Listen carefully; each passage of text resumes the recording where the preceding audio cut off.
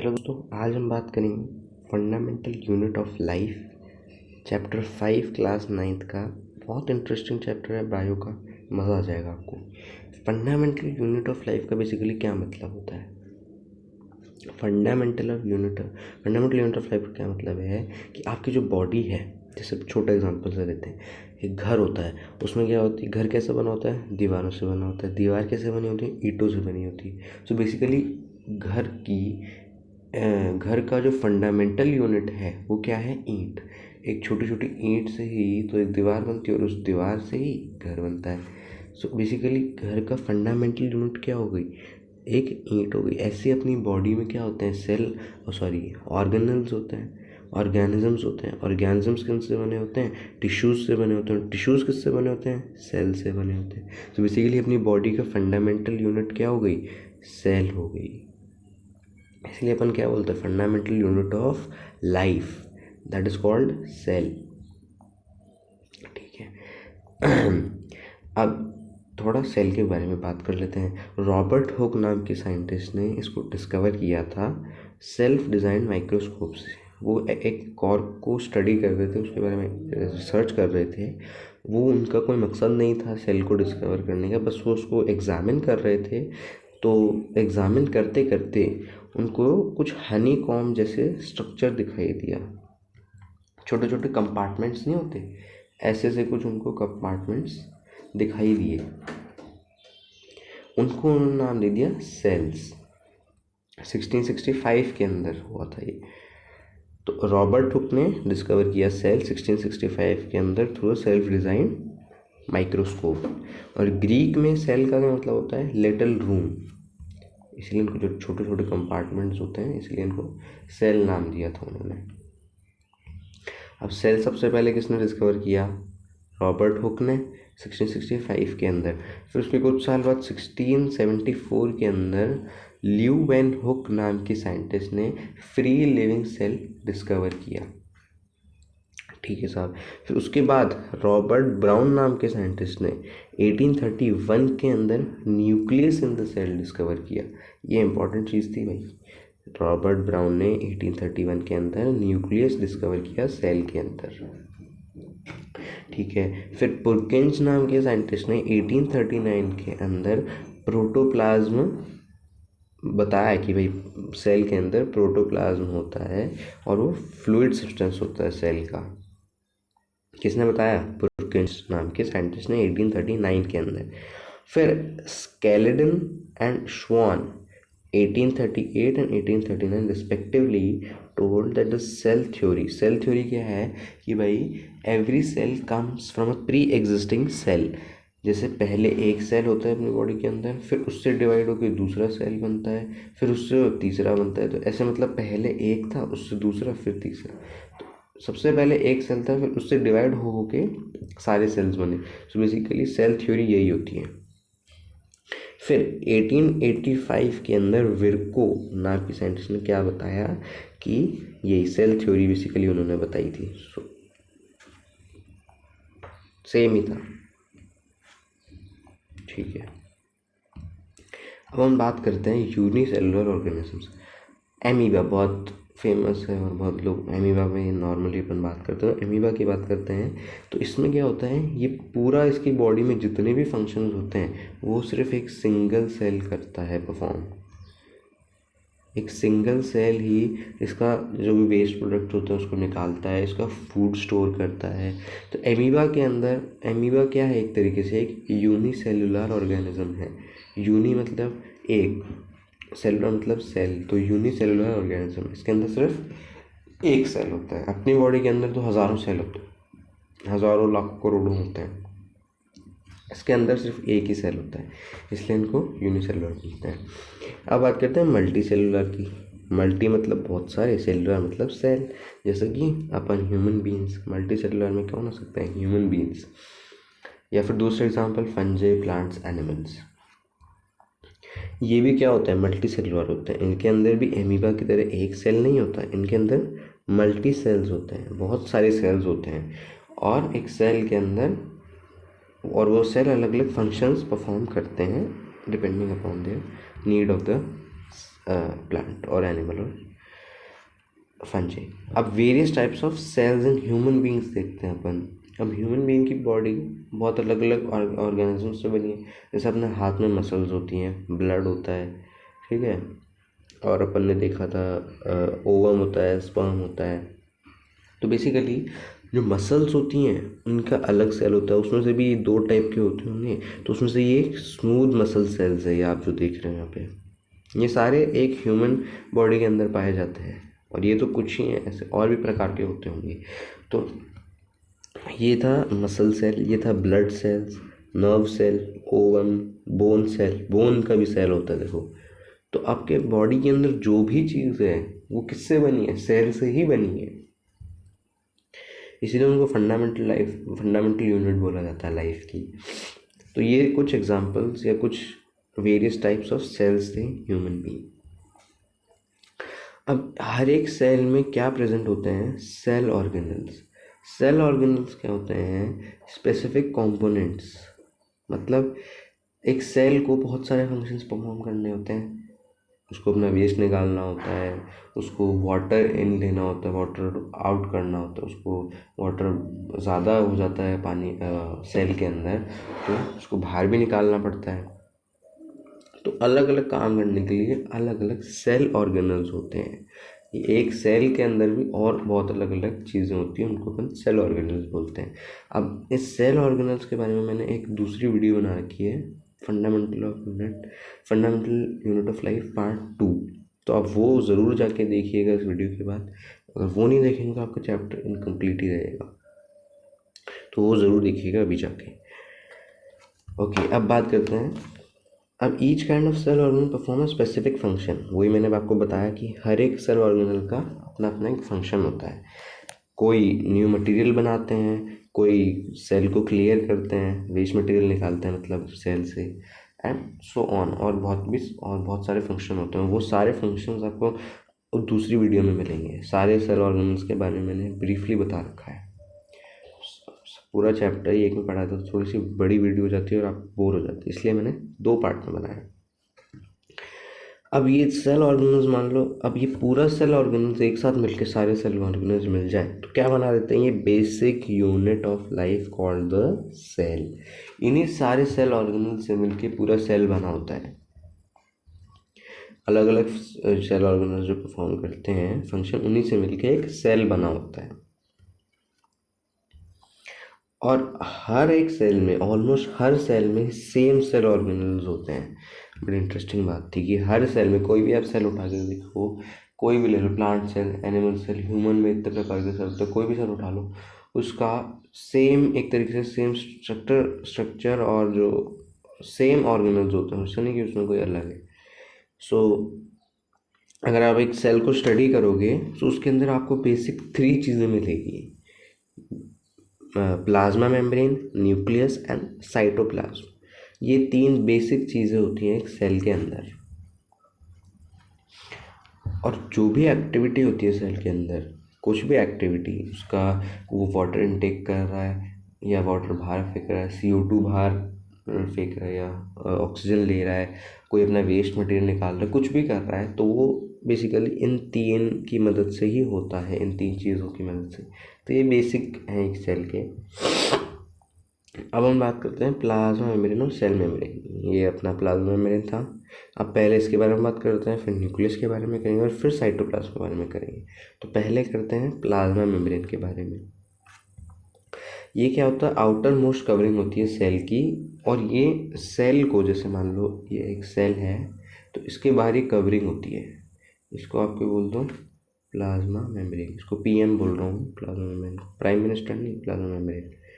तो ये क्या करता है? ये जो बाहर का एनवायरनमेंट है, ये बाहर का एनवायरनमेंट है, इसको इसके सेल ऑर्गेनल जो न्यूक्लियस है इसके अंदर, उससे सेपरेट करके रखता है। अगर ये नहीं होगी तो पूरा सेल फिर सेल ही नहीं रहेगा।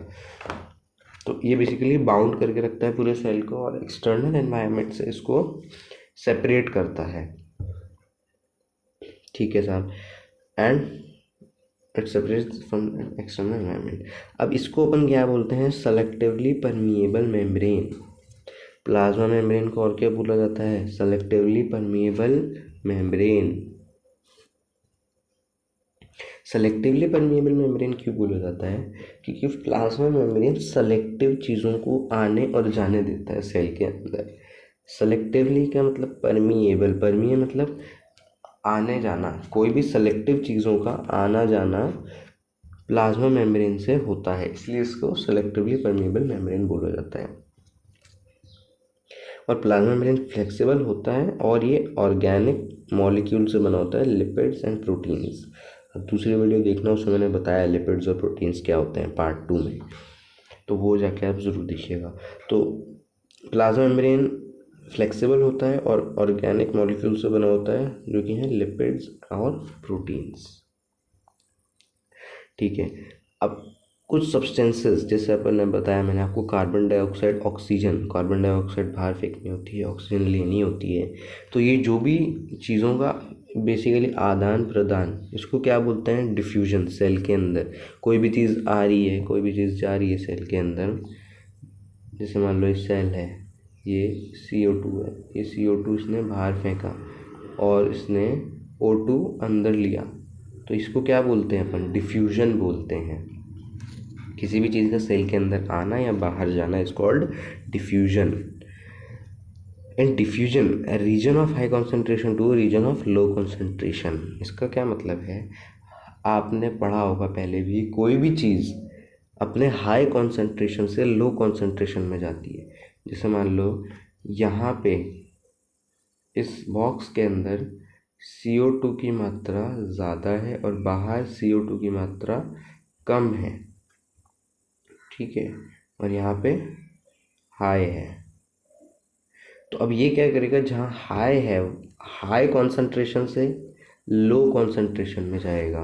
सो बेसिकली डिफ्यूजन में यही होता है, कोई भी चीज़ हाई कॉन्सेंट्रेशन से लो कॉन्सेंट्रेशन में जाती है, ठीक है। अब for example high concentration of CO2 inside the cell. अब मान लो इस सेल के अंदर CO2 की मात्रा ज़्यादा है, तो वो क्या करेगा? CO2 को रिलीज कर देगा आउटर एनवायरनमेंट के अंदर। तो ये क्या हो गया? डिफ्यूजन हुआ सेल के अंदर। और यही सेम चीज़ अगर वाटर की हो रही है, अगर वाटर एक सेल के अंदर आ रहा है और बाहर जा रहा है, तो इसको अपन क्या बोलते हैं? ऑस्मोसिस। सेम चीज़ होती है, बस वाटर के साथ होती है, इसलिए इसको अपन ऑस्मोसिस बोल देते हैं,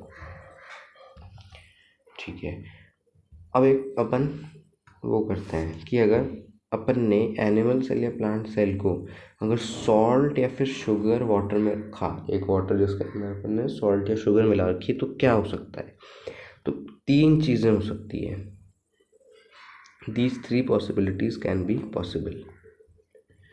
पहली क्या होती है? If the surrounding has higher concentration of water. अगर मान लो ये सेल है और इसके बाहर पानी बहुत ज़्यादा है, H2O बहुत ज़्यादा है सेल के अंदर, सॉरी सेल के बाहर। If the surrounding has the higher concentration then the cell, तो सेल क्या करेगा? प्लाज्मा मेम्ब्रेन के थ्रू कुछ अमाउंट ऑफ वाटर इनटेक कर लेगा। क्योंकि डिफ्यूजन में क्या होता है या फिर ऑस्मोसिस में क्या होता है, अपन वाटर की बात कर रहे हैं, तो ऑस्मोसिस में क्या होता है? अगर वाटर बाहर हाई कॉन्सेंट्रेशन है तो हाई कॉन्सेंट्रेशन से लो कॉन्सेंट्रेशन में जाएगा, और सेल के अंदर अभी हाल फिलहाल लो कॉन्सेंट्रेशन है और सराउंडिंग में हाई कॉन्सेंट्रेशन है, तो हाई से लो में जाएगा। ये पहली पॉसिबिलिटी हो सकती है अगर हाँ सराउंडिंग में हायर कॉन्सेंट्रेशन है। तो अब ऐसी सिचुएशन को अपन क्या बोलते हैं? हाइपोटोनिक सॉल्यूशन, ठीक है, ये याद रखने की चीज़ है, हाइपोटोनिक सॉल्यूशन बोलते हैं, ठीक है। ये तो एक पॉसिबिलिटी हुई। दूसरी पॉसिबिलिटी क्या हो सकती है? अगर मान लो सेल के अंदर और सेल के बाहर इक्वल अमाउंट ऑफ वाटर है, मान लो सेल के अंदर 10 ग्राम ऑफ वाटर है और बाहर भी 10 ग्राम ऑफ वाटर है, तो ऐसे सिचुएशन में कोई नेट मूवमेंट नहीं होगा वाटर का। ऐसे सॉल्यूशन को क्या बोलते हैं? आइसोटोनिक सॉल्यूशन, ठीक है। अगर इक्वल है बाहर और अंदर, सेल के अंदर भी और बाहर की सराउंडिंग में, इस सिचुएशन में बाहर ज़्यादा था, इसके अंदर दोनों में इक्वल है, तो इसको क्या बोलेंगे अपन? आइसोटोनिक सॉल्यूशन, ठीक है। अब अगर मान लो दो देखनी है अपन ने, अगर बाहर ज़्यादा है तो क्या होगा और अगर इक्वल है तो क्या होगा। अब मान लीजिए बाहर सराउंडिंग के अंदर लोअर कॉन्सेंट्रेशन है, सेल के अंदर ज़्यादा सेल है और बाहर कम है, ठीक है, ऐसी कुछ सिचुएशन है, हाई है सेल के अंदर और बाहर जो है वो लो है H2O।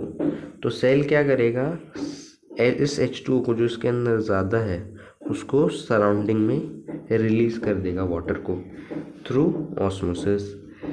और अब ऐसा, अगर ऐसी सिचुएशन होती है जहाँ सराउंडिंग में लोअर कॉन्सेंट्रेशन होता है, उस सॉल्यूशन को क्या बोलते हैं, हाइपरटोनिक सॉल्यूशन। क्या बोलते हैं, हाइपरटोनिक सॉल्यूशन। ठीक है, ये तीन पॉसिबिलिटी अपन ने देख ली क्या क्या हो सकता है। अब जो सेल मेम्ब्रेन की फ्लेक्सिबिलिटी होती है उससे क्या मदद मिलती है या क्या उसका फंक्शन हो जाता है उसकी वजह से, it the enables to engulf in food and other material from its external environment. जैसे अमीबा की बात करें तो वो खाना कैसे खाता है, उसकी जो अपन ने अमीबा के अंदर एक सेल होता है, अपन ने पीछे पढ़ा कि भाई यूनिसेलुलर है वो, तो एक ही सेल सारे फंक्शन परफॉर्म करेगा। तो अब उसके सेल का जो प्लाज्मा मेम्ब्रेन होता है वो फ्लेक्सिबल होता है, तो ऐसा सा कुछ होता है ना अमीबा। तो वो क्या करते हैं, मूव करते करते, ये इसका फूड है, तो जैसे मैं आपको बना के दिखाऊं तो ये फॉर एग्जांपल है, समझा यार, ये फूड है इसका। तो वो क्या करेगा, अपनी शेप चेंज कर लेगा और फिर जो है अपने फूड को अंदर ले लेगा।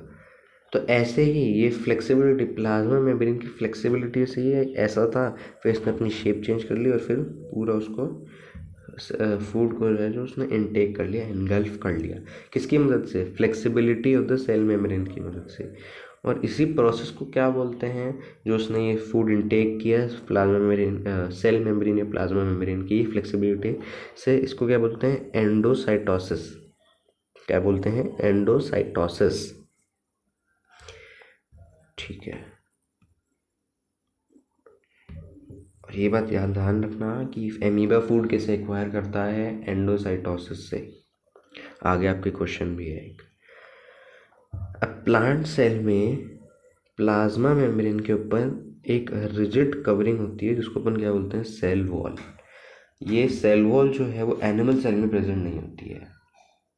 मैंने डिफरेंस दे रखा है आपको पार्ट 2 में इस वीडियो की, difference between plants and animal cell, तो उसमें आप जाके आप देख सकते हैं। तो ये क्या है, सेल वॉल की बात करते हैं अपन। प्लांट सेल के अंदर एडिशन होता है कि प्लाज्मा मेम्ब्रेन के बाहर, जैसे प्लाज्मा मेम्ब्रेन है सेल का, तो इस प्लाज्मा मेम्ब्रेन के बाहर भी एक कवरिंग होती है, इसको अपन क्या बोलते हैं, सेल वॉल। ठीक है, the cell wall lies outside the plasma membrane. ठीक है, the plant cell is mainly composed of cellulose, sorry cell wall, sorry cell wall is mainly composed of cellulose. Cell wall किससे बनी होती है, basically mainly ज़्यादातर इसका जो बनी हुई होती है किससे होती है, सेल्यूलोज से। सेल वॉल के बारे में बात हो रही है। ठीक है, सेल्यूलोज क्या होता है भाई, ये तो देख लिया, सेल वॉल सेल्यूलोज से बनी होती है, लेकिन सेल्यूलोज क्या होता है, सेल्यूलोज होता है complex substance and provide structural strength to plant. अपन ने देखा इसको क्या देता है, बेसिकली टर्जिडिटी एंड रिजिडिटी देता है सेल को। आपने कोई भी एक प्लांट देखा होगा तो हवा चलती है तो हल्का सा टिल्ट होके वापस अपनी सीधी पोजीशन में आ जाता है, तो वो किसकी मदद से होता है, वो सेल वॉल की मदद से होता है जो कि बनी होती है सेल्यूलोज से।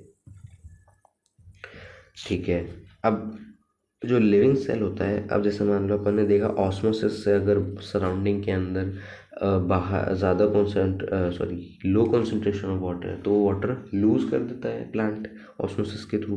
तो जब वो वाटर लूज करता है तो देर इज़ अ श्रिंकेज और contraction of contents of cell.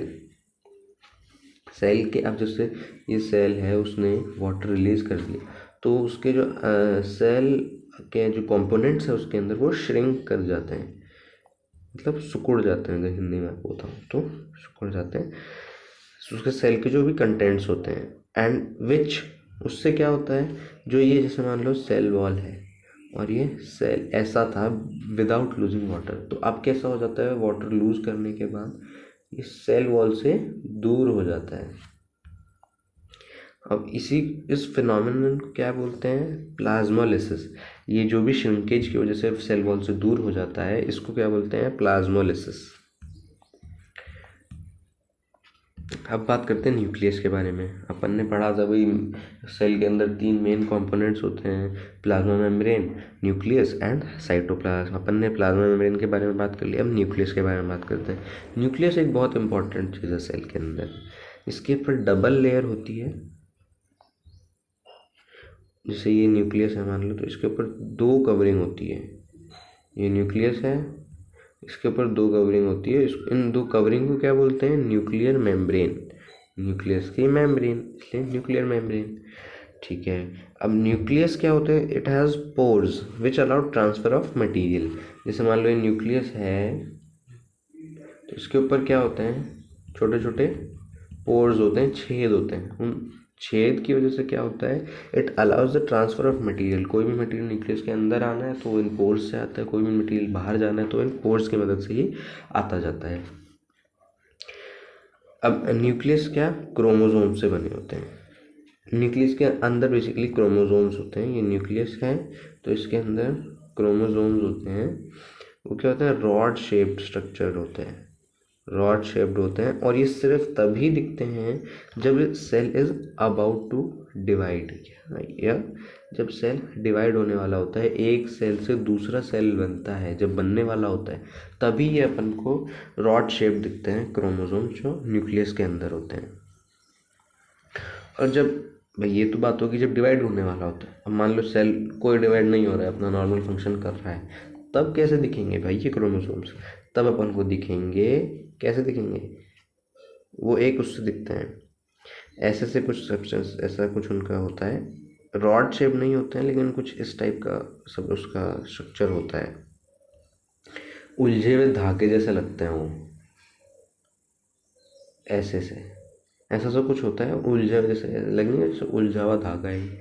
तो अगर जब सेल डिवाइड नहीं होने वाला होता है तब वो इस टाइप के दिखते हैं। और न्यूक्लियस के अंदर क्रोमोसोम्स होते हैं, और क्रोमोसोम्स के अंदर क्या होते हैं? डीएनए। ये क्या है? डीएनए। इसी से अपन को पता लगता है, इसी से जो है एक जनरेशन से दूसरी जनरेशन में जो सिमिलरिटीज़ आती है। जैसे आपने देखा होगा कोई भी बच्चे घुंघराले बाल हैं तो उसके पापा के भी घुंघराले बाल होते हैं और उसके भी घुंघराले बाल होते हैं। तो ये किस किस पे डिपेंड करता है? आई कलर होता है, वो किस पे डिपेंड करता है? डीएनए पे। उसके पेरेंट्स का जो डीएनए है वो ही उसी बेसिकली ये इंफॉर्मेशन कंटेन करता है एक ह्यूमन बीइंग की। और डी अपन ने देखा न्यूक्लियस के अंदर क्रोमोसोम्स, क्रोमोसोम्स के अंदर डीएनए, और डीएनए के अंदर क्या होते हैं? जीन्स होते हैं। अपन ने 8th क्लास में पढ़ा था जीन्स के बारे में। तो ये चीज़ थी, समझ में आ गई होगी आपको। ठीक है, अब जो सेल मैंने आपको बता दिया, जो सेल डिवाइड नहीं होने वाला होता है उसमें अपन को कैसे दिखते हैं? क्रोमेटिन मटेरियल दिखता है। ये जो मैंने उलझा हुआ धागा सा बनाया था ना आपके लिए, इसको अपन क्या बोलते हैं? क्रोमैटिन बोलते हैं। क्रोमैटिन मटेरियल होता है ये। जब सेल डिवाइड नहीं होने वाला होता है तब अपन को क्रोमोसोम्स ऐसे दिखते हैं। ठीक है, आगे चलते हैं। अब प्रोकैरियोटिक और यूकैरियोटिक के सेल के बारे में बात करते हैं। डिफरेंस क्या होता है बेसिकली? प्रोकैरियोटिक में क्या होता है? Do not have nuclear membrane. इनके सेल के ऊपर अपन ने भी देखा कि सेल के ऊपर 2 कवरिंग होती है। वो 2 कवरिंग किन में होती है? सिर्फ यूकैरियोटिक सेल्स के अंदर। प्रोकैरियोटिक में अंदर अब न्यूक्लियर मेम्ब्रेन नहीं है तो न्यूक्लियस कैसा होगा? अनडिफाइंड होगा। जैसे ये सेल है तो उसके अंदर न्यूक्लियस कुछ ऐसा सा होता है प्रोकैरियोटिक में। और यूकैरियोटिक में एक वेल डिफाइंड न्यूक्लियस होता है जिसकी कवरिंग होती है, जिसको अपन ने क्या पढ़ा था, उसको क्या बोलते हैं? Nuclear membrane. Prokaryotic cell comparatively small sized होते हैं और यूकैरियोटिक बिग साइज्ड होते हैं। और प्रोकैरियोटिक सेल के अंदर सिंगल क्रोमोसोम होता है और यूकैरियोटिक में एक से ज़्यादा क्रोमोसोम्स होते हैं। और प्रोकैरियोटिक के जो सेल ऑर्गेनल्स होते हैं, सेल ऑर्गेनल्स जो होते हैं उनके ऊपर मेम्ब्रेन बाउंड नहीं होती है। जैसे मान लो ये सेल है, इसके अंदर ये कुछ सेल ऑर्गेनल्स हैं, तो यूकैरियोटिक में क्या होता है? इनके मेम्ब्रेन बाउंड होती है प्रोकैरियोटिक में। लेकिन इसमें क्या होता है? सॉरी यूकैरियोटिक में, सॉरी यूकैरियोटिक में क्या होता है? ऐसे से उनके जो है मेम्ब्रेन बाउंड होती है। लेकिन प्रोकैरियोटिक में क्या होता है? ये है, ये ऐसे ही रहते हैं, सेल ऑर्गेनल्स जो होते हैं ऐसे ही रहते हैं, उनके ऊपर कोई मेम्ब्रेन बाउंड नहीं होती है। अब पढ़ते हैं साइटोप्लाज्म के बारे में। ये तीसरा इम्पॉर्टेंट जो अपन ने देखा था, 3 मेन चीज़ें होती है सेल के अंदर, तो अपन ने 2 पढ़ ली, वही प्लाज्मा मेम्ब्रेन और न्यूक्लियस के बारे में। अब पढ़ते हैं साइटोप्लाज्म के। साइटोप्लाज्म क्या होता है? Fluid content inside the plasma membrane. ये सेल है, तो ये मान लो सेल ऑर्गेनल्स है और ये बीच में न्यूक्लियस है। तो ये जो यहाँ पे इस पूरे सेल के अंदर ही बेसिकली एक फ्लूइड सब्सटेंस होता है जिसको अपन साइटोप्लाज्म बोलते हैं। और इसी साइटोप्लाज्म के अंदर cytoplasm also contains specialised cell organelles. Cytoplasm के पास भी क्या होते हैं? स्पेशलाइज्ड सेल ऑर्गेनल्स होते हैं। और मेम्ब्रेन की सिग्निफिकेंस की बात करते हैं। अब जैसे मान लो कोई भी सेल है, उसके न्यूक्लियस की मेम्ब्रेन नहीं है, उसके जो सेल ऑर्गेनल्स हैं उनकी मेम्ब्रेन नहीं है, तो उससे क्या फ़र्क क्या पड़ता है भाई? मुझे तो कोई फ़र्क नहीं पड़ता। फ़र्क पड़ता है। क्या फ़र्क पड़ता है? अब जैसे वायरस होते हैं, वायरस के बारे में आपने देखा होगा, वायरस के ऊपर जो है मेम्ब्रेन नहीं होती है। वायरस का जो सेल होता है उसमें जो सेल ऑर्गेनल्स होते हैं, कुछ सेल के भी मेम्ब्रेन नहीं होती है। तो उससे क्या होता है? It do not show characteristics of life. अब अगर माइक्रोस्कोप से देखोगे तो सेल बॉडी के अंदर नहीं, अगर बॉडी के किसी भी होस्ट की बॉडी, होस्ट से अगर वो बाहर है वायरस, तो कोई भी मूवमेंट नहीं करेगा, कुछ भी शो नहीं करेगा, जैसा है वैसा ही रहेगा, नॉन लिविंग थिंग की तरह परफॉर्म करेगा। और जैसे ही होस्ट के अंदर वायरस जाता है तो वो क्या करता है? उसकी सेल मशीनरी को यूज़ करके मल्टीप्लाई होता रहता है। क्या होता रहता है? मल्टीप्लाई होता है। किसकी वजह से? किसकी मदद से? उस होस्ट की सेल मशीनरी की मदद से। तो ये इम्पोर्टेंस थी मेम्ब्रेन की। मेम्ब्रेन नहीं हुई तो कोई मतलब ही नहीं है। तो ये था अपना पूरा चैप्टर।